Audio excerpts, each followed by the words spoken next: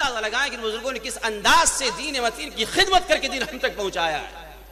اور آپ اندازہ کر سکتے ہیں کہ ہم انسان کوئی اپنے لیے جیتا ہے, اپنے گھر والوں کے لیے جیتا ہے, اپنا وہ سوچر بنا لوں, مکان بنا لوں, چمچماتی کاریں حاصل کر لوں, اور کچھ لوگ وہ ہوتے ہیں جو اپنے لیے نہیں بلکہ وہ دوسروں کے لیے, قوم کے لیے جیتے ہیں. اور حضور شہباز دکن اللہ اکبر ہم نے دیکھا کہ وہ اپنے لیے نہیں جیے بلکہ دین مصطفیٰ کی ترویج و اشاعت کے لیے, اعلاء کلمت الحق کے لیے, دین کی سر بلندی کے لیے, مسلک اعلیٰ حضرت کو جہاں میں عام کرنے کے لیے انہوں نے ہر لمحہ جیا.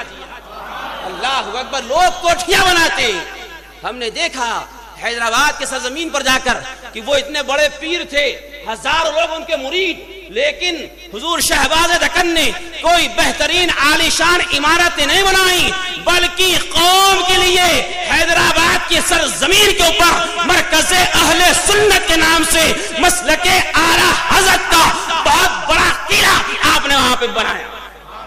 اور مکان بھی ہم نے دیکھا تو مکان بھی ایک سادہ سا انسان کا جیسے ہوتا ہے, 2 منزلہ مکان, وہاں بھی ہمارا قیام رہا. لیکن ایسا نہیں کہ جتنے بڑے پیر ہوں سب مکان بھی بڑا عالیشان ہو, نہیں. کیوں کہ انہوں نے اپنی توجہ اپنے مکان بنانے پر نہیں بلکہ مسلک اعلیٰ حضرت کو عام کرنے میں لگائی ہے. حضور شہباز دکن کسی ایک فرد کا نام نہیں بلکہ ایک انجمن کا نام تھا. شہباز دکن کسی ایک انسان کا نام نہیں بلکہ ایک تحریک کا نام تھا. وہ تحریک ناموس مصطفیٰ کی تھی, وہ تحریک مسلک اعلیٰ حضرت کی تھی. وہ ایسی سرزمین, اللہ اکبر, وہاں پہ ایک طرف رافضیت, ایک طرف منہاجیت, دیوبندیت, وہابیت, لیکن یہ مرد قلندر اکیلا سب سے اس سرزمین کے اوپر اللہ اکبر ڈٹ کر سب سے مقابلہ کرتا رہا اور مسلک اعلیٰ حضرت کا پرچم وہاں پر وہ عام کرتا رہا. اللہ اکبر. اور لوگوں نے بہت خریدنے کی بھی کوششیں کی لیکن کوئی انسان حضور شہباز دکن کو خرید نہ سکا. کیوں کہ وہ اعلیٰ حضرت کے نام پر بریلی شریف میں مل چکے تھے. اللہ اکبر. وہ حضور شہباز دکن پیارے قسم خدا کی, وہ انہوں نے اس سرزمین کے اوپر, انسان بڑے پیر کا بیٹا ہوتا ہے وہ پیر بن جاتا ہے, لیکن اللہ اکبر ان کے والد کوئی ایسے بڑے پیر نہیں تھے بلکہ انہوں نے مسلک اعلیٰ حضرت کی وہ خدمت اس سرزمین کے اوپر انجام دی ہے. اللہ اکبر. ایسی خطرناک وہ سرزمین, وہ تنہا مرد مجاہد, یوں سمجھ لیں کہ اس سرزمین کے اوپر مسلک اعلیٰ حضرت کا ڈنکا بجانے والی کوئی ذات تھی تو وہ شہباز دکن کی تھی. لوگ اس طریقے سے وہاں پر گمراہیت,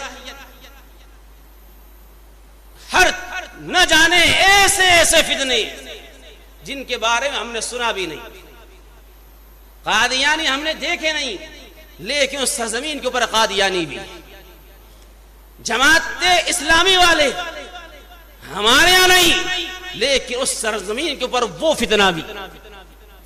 دیوبندیت یہ تو ہر جگہ دیمک کی طرح, اور رافضیت اور ان جاہل ڈھونگی پیر, اللہ اکبر. وہ حضور شہباز دکن اللہ رب العزت ان کی قبر کے اوپر ہزارہا رحمتوں کا نزول فرمائیں.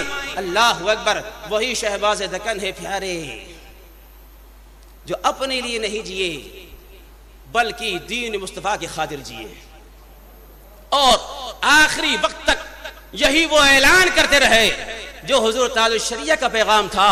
جہاں میں عام پیغام شہ احمد رضا کر دے, پلٹ کر پیچھے دیکھے, پھر سے تجدید وفا کر دے, اور نبی سے جو ہو بیگانہ اسے دل سے جدا کر دے, پدر مادر برادر مال و جاں ان پر فدا کر دے. کبھی وہ مصلحت کا شکار نہیں ہوئے, کبھی کسی معاملے سے انہوں نے سمجھوتا نہیں کیا. عالم تو ہوتے ہیں لیکن بے باک اور نگاہ عالم دین کا نام شہباز دکن ہے. اللہ اکبر.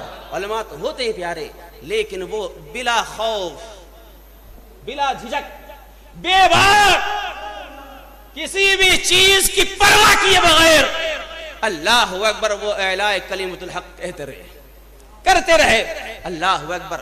وہ شہباز دکن پیارے آپ اندازہ لگا سکتے ہیں، اور جب حضور تاج الشریعہ کا وصال ہوا تھا تو انہوں نے اپنی تقریر کے اندر کہا تھا کہ مایوس مت ہو پیارے،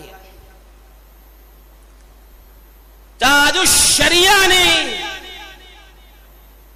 ہمیں اسجد رضا کی شکل میں بہترین قائد عطا فرما دیا ہے، تمہیں پریشان ہونے کی ضرورت نہیں۔ لوگ اپنی تقریر میں یہی کہتے کہ سنیت یتیم ہو گئی ہے نا، لیکن انہوں نے یہ جملہ نہیں کہا، بلکہ کہا کہ گھبراؤ مت، حضور تاج الشریعہ نے ہمیں لاوارث نہیں چھوڑا بلکہ اپنا وارث عطا فرمایا ہے۔